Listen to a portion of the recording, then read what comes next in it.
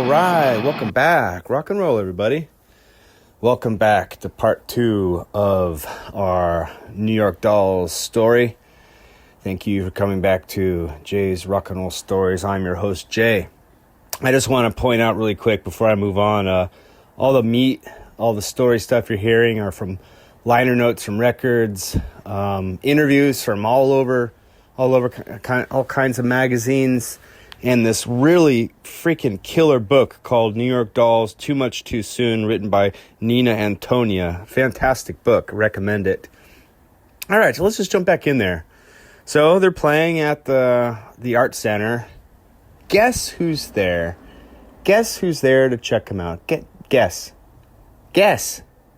Nope, you're wrong. David Bowie.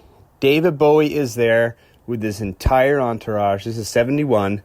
His group of buddies and assistants and everything, they're there watching. He's in the corner watching the band play with a smile on his face, tapping his toe, really digging it. And after the show, he talks to the guys, and he's really into these guys. He's asking them, "Wow, how did you do your hair like that?" And, "Well, where did you get those shoes?" He's really into like the whole look, the whole thing.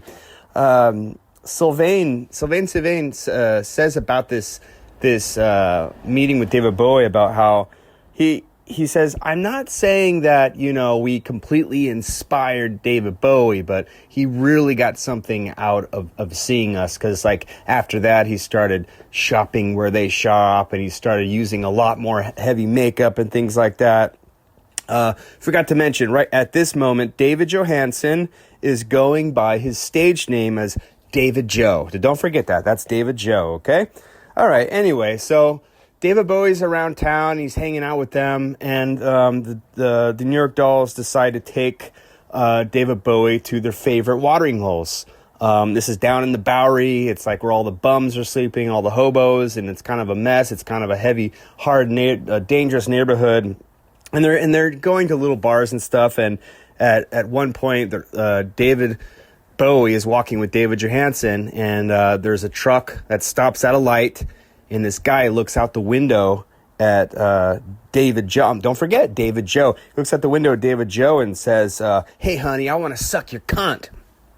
David Joe looks at him and says, "Well, you're going to have to suck my fucking dick, motherfucker. Get out of here."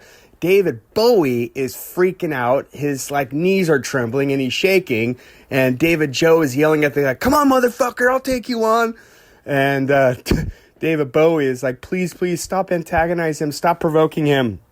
And after a little while, David Bowie is just kind of like, I'm done hanging out with these guys. These guys are a little too heavy for me. So the story goes is that when David Bowie wrote the song, "Watch That Man," it was about the New York Dolls. And there's a lyric from that song that goes, "Yeah, I was shaken like a leaf, for I couldn't understand the conversation." It probably goes back to that story where, that little tidbit with the trucker. At this point in time, the band has a contract with Leber and Craigs and Marty Thau, but as managers. They are not signed to a label. So, the manager's job is to get A&R people to come to check out the band. So A&R people from other record labels are coming to check out the band, but they can't do it. They can't get past the exterior. It's kind of like they want to see it, but they don't want to touch it. It's kind of a shame because this is Marty. These are Marty Thau's words. There's a quote from him, not my words. He says, "The music business perceived the Dolls as a bunch of degenerate queers. It was down to homophobia." That's it. Not my words, his words. Anyway, so nobody would touch them. Nobody, because the record business at this point was still ruled by the suits, the goofy guys with the jackets and the pants. So no one's going to touch the New York Dolls at all.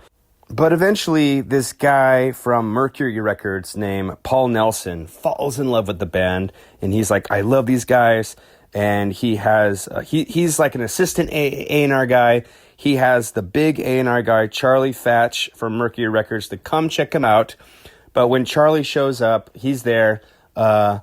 Charlie gets pissed off when the band is 4 minutes late. The New York Dolls are 4 hours late. So he's like, fuck these guys. So he leaves. He tells another guy, another A&R guy to go check him out. The guy goes to check out the band, but Johnny Thunders, his platform shoes are putting holes in the stage, and Arthur, the bass player, forgets to even plug in his bass for the first 4 songs. So even that guy is like, what a disaster. So it's like, fuck, what do we do with this band? So the managers decide, fuck it, let's conquer Europe. So they get in touch with some management companies over in England, and they get signed to open for Rod Stewart and the Faces. And they're going to play in England at the 8,000 seat Wembley Pool in England. So this is like a big jump, because the New York Dolls are used to playing at the Art Center for 200 people. And now we're going to play it somewhere with 8,000 people. All right, let's do it. So they arrive at Heathrow Airport, London. A horse and buggy are there to transport them to the studio as a publicity stunt. So the little horse buggy gets in, they get in, and the idea is they want them to record a few songs before they do any live stuff. So they record a handful of songs.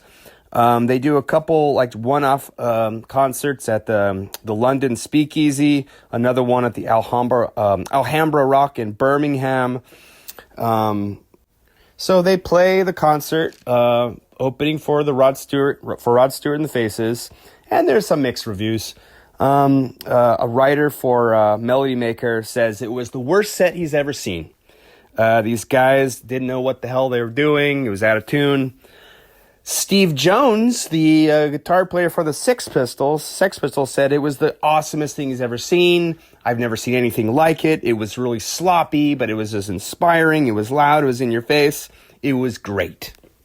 So at this point, even Kit Lambert, the manager for The Who, is like taking the Dolls and Marty Thau and Lieber out to dinner. He's like spending money on the band. He's like putting up parties and stuff. The band went in 6 months. They went to guys that were like shopping for expensive, trying to get some money to shop for expensive boots, and now they're hanging out with The Who.